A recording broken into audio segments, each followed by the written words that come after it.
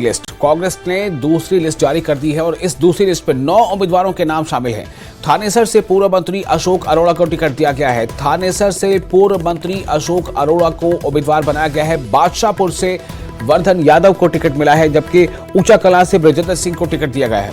और उचाना कला से दुष्यंत चौटाला के सामने होंगे पूर्व केंद्रीय मंत्री और हाल ही में बीजेपी छोड़ कांग्रेस में शामिल हुए चौधरी बीरेंद्र सिंह के बेटे बृजेंद्र सिंह।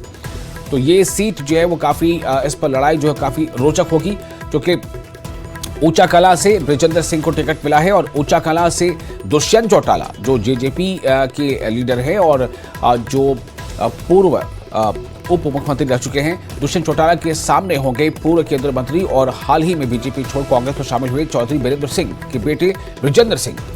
वीरेंद्र सिंह के बेटे बृजेंद्र सिंह का मुकाबला होगा दुष्यंत चौटाला से। इससे पहले कांग्रेस ने 32 उम्मीदवारों की पहली सूची जारी की थी। अब तक कुल मिलाकर कांग्रेस की तरफ से 41 उम्मीदवारों के नामों की घोषणा कर दी गई है।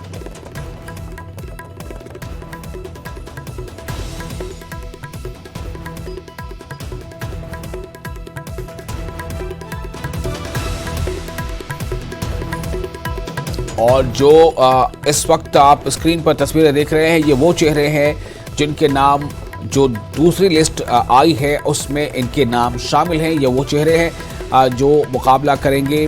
9 जो सीटें अभी दूसरी सीटों पर 9 सीटों पर जो नाम आए हैं उनमें मेहम से बलराम डांगी कांग्रेस के उम्मीदवार बनाए गए हैं।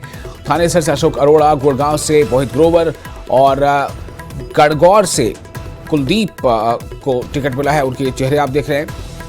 मेहम से बलराम डांगी कांग्रेस के उम्मीदवार हैं। ऊंचा कला से बृजेंद्र सिंह को कांग्रेस ने टिकट दिया है और उन पर भरोसा किया है।